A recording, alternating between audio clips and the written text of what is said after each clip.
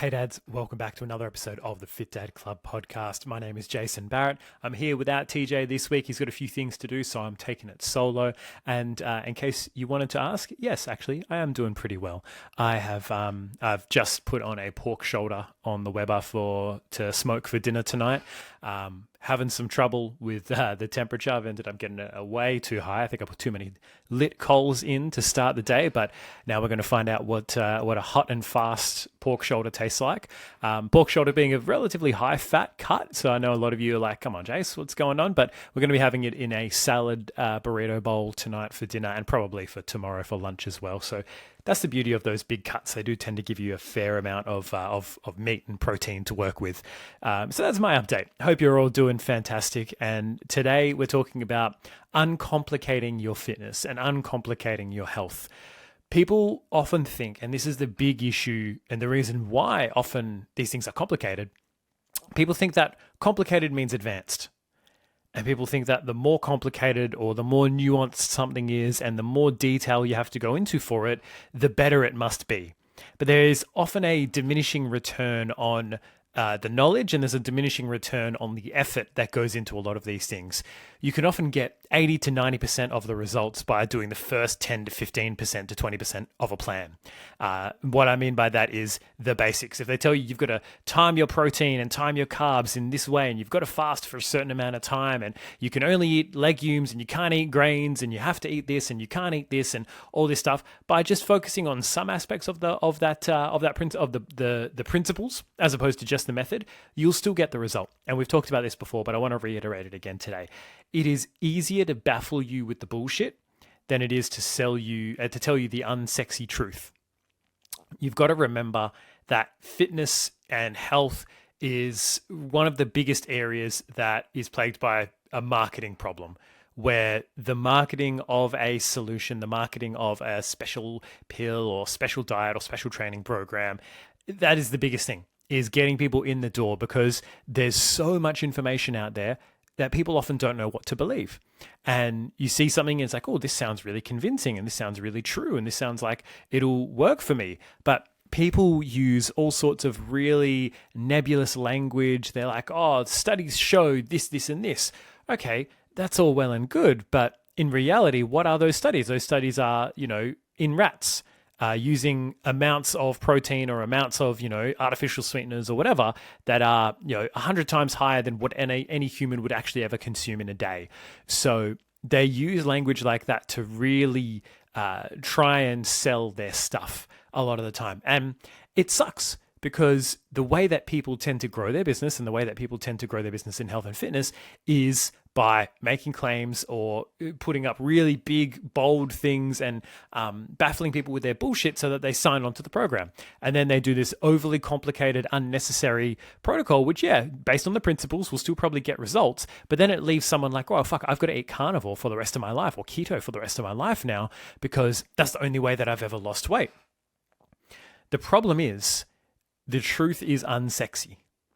The truth is not just avoid this one food and you'll be shredded forever. The truth is not 5 minutes of exercise 3 times a week is going to be all you need to get shredded. We aren't here to sell you wonderful ideas about pills or special protocols that magically drop fat. We're here to tell you that the simple and consistent plan always wins, no matter what you're doing. If you have a plan that is 60% of the way there in terms of the action that you're taking, in terms of you could probably do more to get a more optimal result, but you don't have the capacity for whatever reason. Obviously, we're dads, we get that.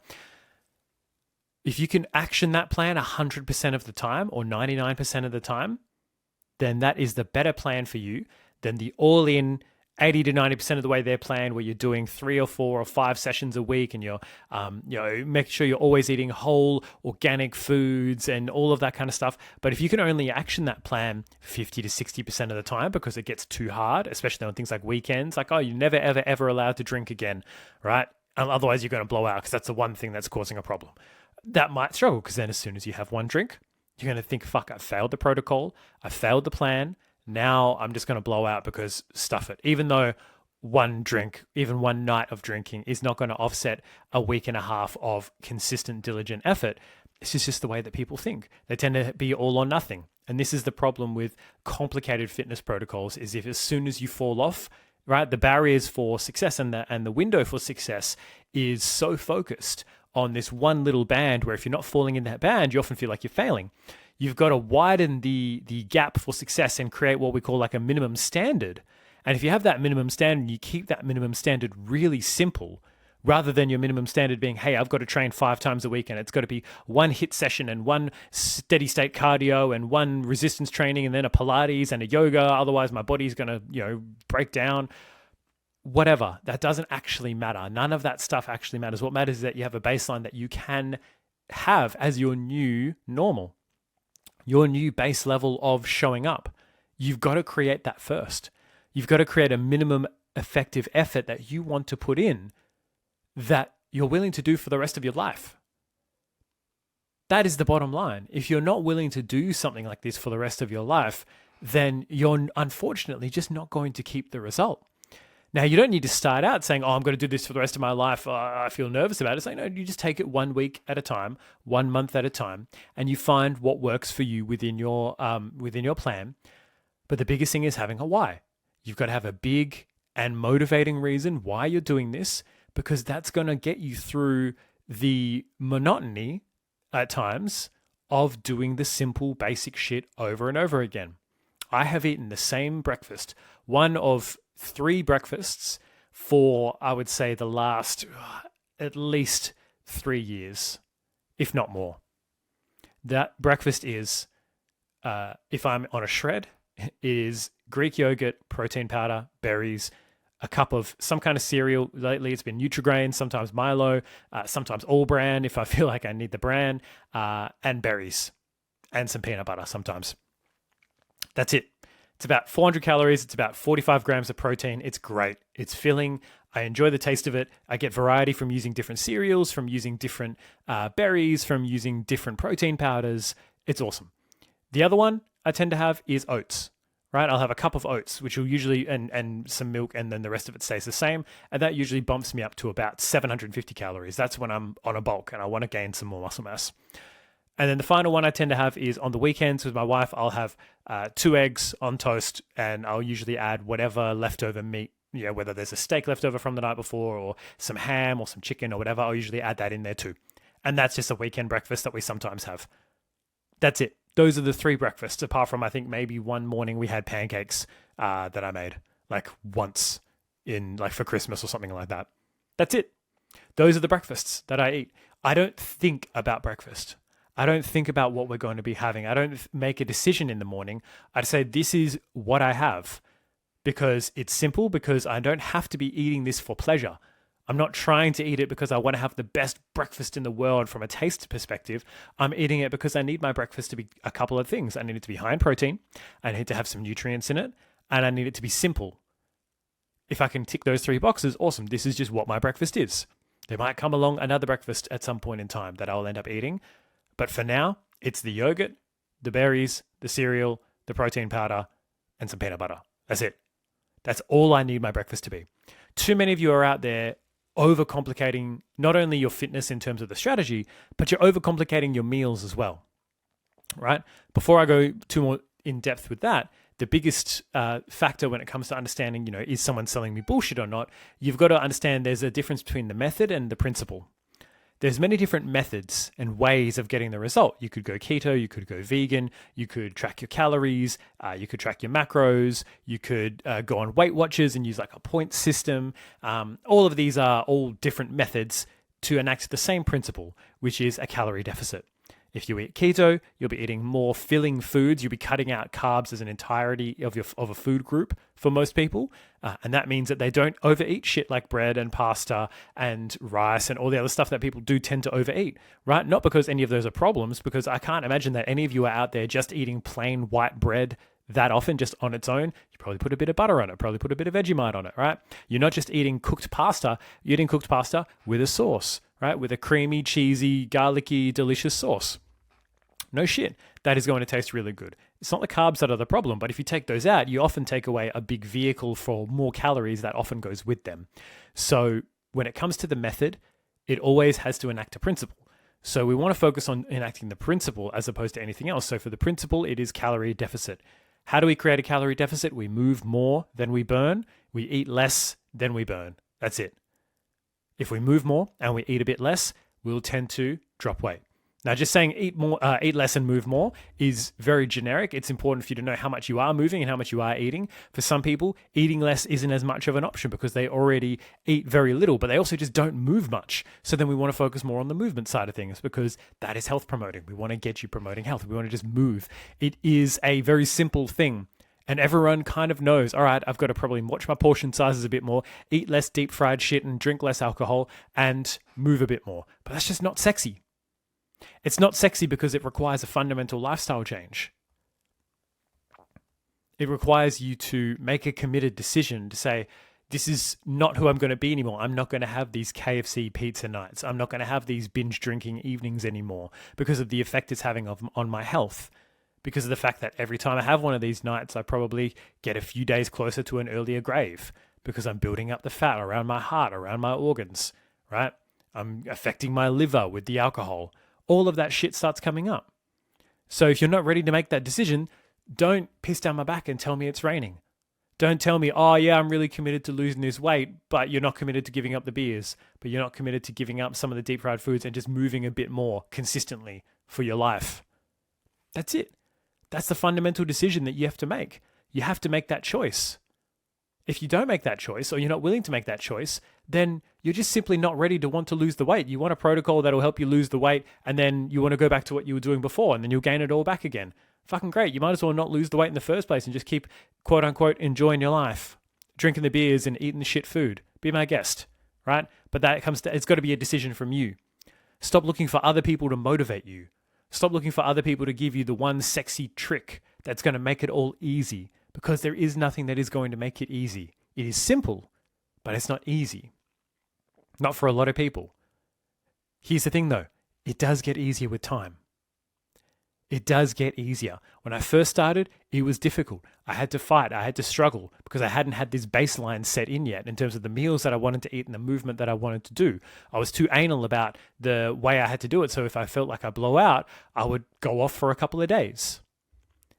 It is not easy at the start, but it does get easier. Don't think that the amount of energy you have to put into a workout or a walk right now is always the amount of energy it's going to take. It will get easier over time. The amount of energy you put into thinking about and tracking your food and getting your protein in and getting some veggies and all of that good stuff, the amount of energy you spend doing that now is not as much as it will be later. Later, it will be far easier because you'll be in momentum, because you'll be in rhythm. So the good news is now is kind of the hardest time. It only gets easier from here, but it only gets easier if you commit to a longer term and you commit to making it a lifestyle change and committing. That's it. Because otherwise you're just looking for the short-term solutions just to get yourself through. So you need to have a base level of what you're willing to do to be the best version of you, to have your best health for your kids, for your grandkids, for your longevity, for your life, to be an example, to make sure that they don't end up with messed up relationships with food. Everyone thinks about messed up relationships with food as, oh, you're anal about tracking your food and you're going into the macros and that's unhealthy and obsessive and people who are overly restrictive. It's like, or an equally unhealthy relationship with food also goes into the realm of I emotionally eat, or I eat for comfort or pleasure as opposed to for nourishment. And food is a crutch to help me, and alcohol is a crutch to help me deal with my emotions. That is equally as unhealthy. So if you want to break that cycle for your kids, it's got to start with you.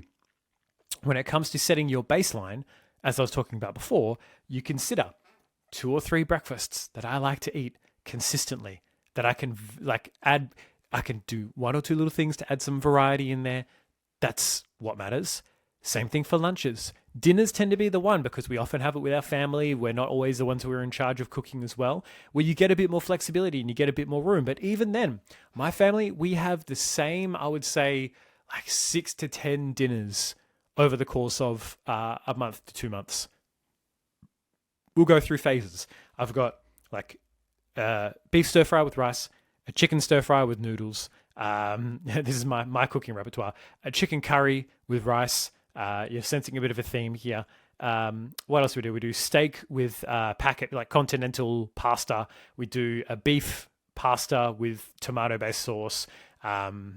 We do like a pulled beef stew with potatoes. I'll do like a roast chicken. I'll do a chicken soup.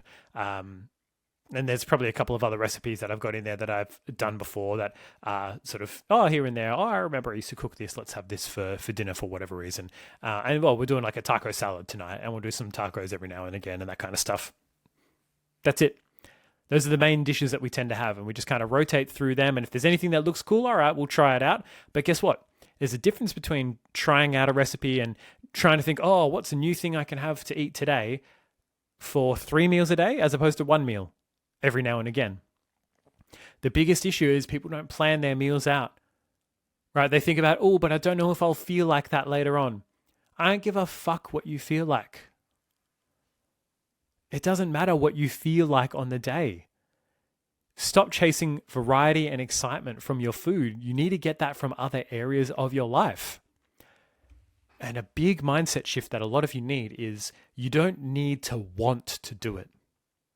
I don't always want to go to the gym. I don't always want to eat the meal that I'm going to eat. The leftover, pasta that didn't have enough sauce or seasoning on it, right? Which is, my own fault. Squirt a bit of sriracha on it and get it down. It's in there. It hits my goals. I'm not trying to have this amazing experience. I'm not going to fucking Nobu or a 3 Michelin star restaurant having a lunch. Like, it doesn't matter. I'm there to get a result. I'm eating to get a result. I don't necessarily want to, but I just need to get it done for my goals, for my why, for the bigger reason why I'm in this. Stop just doing shit that you want to do. There's going to come a time, as you found out, all of you, when, you had a screaming newborn that I want to sleep. Guess what? You don't get to sleep. Sometimes you got to get up and you got to burp the baby and you got to rock them and you've got to sway them and you've got to feed them and you've got to shh them. You've got to do all that stuff. It might not be what you want to do, but we all got through it, right? We toughed it out. And guess what? Well, it was rough, but it wasn't the worst thing in the world. If you can do that, you can say no to the fucking KFC. You can say no to on-the-fly meals where you're not prepared. And you can make a committed decision to plan at least your breakfasts and your lunches, the same 2 to 3 recipes or meals that you tend to have. Do you know what variety you can add? What kind of sauce you pair with it? What kind of veggies you might put with it? What choice of protein, right? If I'm having a wrap or a sandwich, this week it'll be chicken breast. Next week I might do chicken thighs. Then I might do a steak sandwich. Guess what? Still a fucking sandwich. It's still that base thing that you're having. That base structure is there. You're not making big decisions. You're keeping it simple. You have a base level. For me, my lunch is pretty much always leftovers, or I prep a bunch of chicken thighs usually at the start of the week and a chicken breast sometimes, like it's variety. This week I'm going to be prepping some taco mince and I'll have that in a wrap or with some leftover rice or with some 90-second like Uncle Ben's rice and some veggies. That's it. That's all I need to do. If you stop making so many decisions about your food and you simplify that shit down and you choose to do a couple of different things for breakfast, a couple of different things for lunch that you enjoy, once you find it, stop fucking looking. Stop looking for variety in every single thing that you do. This is the problem that most people have. Their attention spans are so short. They're really, but what if I want eggs, or what if I want pancakes, or this and that? Who fucking cares? Do you want to have the pancakes more than you want to be an example for your kids? Yes or no? Then it doesn't even have to become a question anymore. Once you've already made the decision, those little, but what about this? They go away. I don't have to think about breakfast anymore because it's become that ingrained. You might, and it might be hard for the first couple of weeks, but as I keep saying, it gets easier. It gets easier to keep it simple because you stop having to fucking think about it. It's like wearing a school uniform or wearing a uniform to work. You know exactly what you're wearing every day. You don't have to think about it. You just put it on and go. Makes life a lot easier than thinking about it every single morning. Same thing for your training and your movement. Have a step goal. For some people, it might be 6,000 steps a day. Right, if you're doing any less than that, I would highly recommend you get to 6,000 at least. It might be 10,000. It might be 12,000. You might have a really active job and that's what you're doing. Have a step goal and be committed to hitting it. ideally with like a walk before or after work or during lunch break or whenever you get the opportunity to. Even if it's not even a step goal, even if it's like, I want to get out and do a 10-minute walk every day to get moving. That might be where some people are at, and that's perfectly fine. Setting yourself a 10-minute walking a day goal, that's 70 minutes of walking, 70 minutes of exercise a week, which is fucking awesome. That's huge. People think you've got to do that in like 2 35-minute chunks, but that's not the case. Break it up into 10 minutes. 10 minutes a day. That's all it has to be. I know there used to be that fine 30, right? But in today's day and age, things getting more and more hectic, especially for a lot of dads out there. If you have to find just 10 minutes, do fucking 10 minutes. If you can, find some kind of resistance training you can do 2 to 3 times a week, whether it's with the old home gym you've got sitting in the garage with those old dusty dumbbells. Do something, right? Do something simple.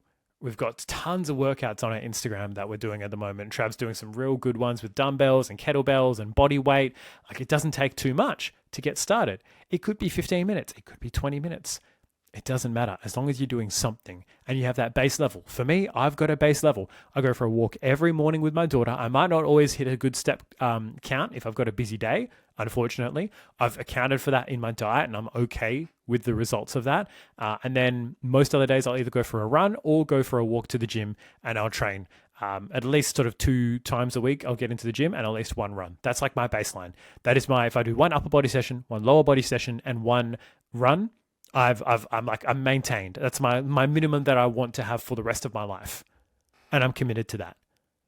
For you, it might be 1 full body workout that you do, and it takes you 20 to 30 minutes, and you do that once a week, and then you go for a light jog once a week, and then the rest of the days you just go for a 10-minute walk or a 15-minute walk. That might be it for you. That's okay. Because guess what? You can then manipulate the diet. If you really want to lose fat, you can manipulate the diet as your main focus to continue to get those drops. You don't have to do anything to get the fat loss that you're looking for. You don't have to do any particular thing. You've just got to find a plan that is adaptable, that works for you, that works for your lifestyle, that works for your constraints, because everyone's constraints are individual. So stop thinking that there's any one thing that you have to do or you need to do or you must do to get the result. All of these are just variables, right? It's like X plus Y plus Z equals the result. What are those numbers? Well, it depends on what the other numbers are. Right? We've got to adjust Z, we've got to adjust X, we've got to adjust Y. It doesn't matter. We just adjust those variables until we get the result we're looking for. And then once we get the result, you can ease up a little bit. If you're doing 3 sessions, you could probably get away with 2. If you're doing 10,000 steps a day, you could probably get away with 8. If you're eating 1,600 calories, you could probably get away with eating 1,900 calories. Maybe a bit more, right? It's all individual, but the plan that takes you to your fat loss goal isn't the plan that is going to maintain things for you long term. But this does mean you need to let go of just always doing the shit you want to do when you want to do it. I want to have a beer, so I have a beer. Put the fucking beer down. I want to sit on the couch, so I'm going to sit on the couch. Too fucking bad. You're choosing that over your results. That is the choice that you make every day. So make it a no fucking brainer that you do the simple thing. It's simple, but it's not easy. And if you want help getting this done, reach out to us at fit-dad.club. We're here to book in a call, have a conversation. We have these podcasts that we release weekly, so make sure you're subscribed. Make sure you leave us a 5-star rating and review, and you comment on it if you're on YouTube or anything like that. Comment on any of our posts if you see them and ask us questions. If there's a topic that you want us to cover, let us know. We're always happy to cover this kind of stuff. But this has been uncomplicating your fitness, trying to help you keep shit simple as much as possible, because the simpler it is, the less decisions you have to make, the less likely it is that you're going to fall off the bandwagon. So if you need anything, feel free to reach out to us. Looking forward to hearing from you then. And until next time, peace out, Fit Dads.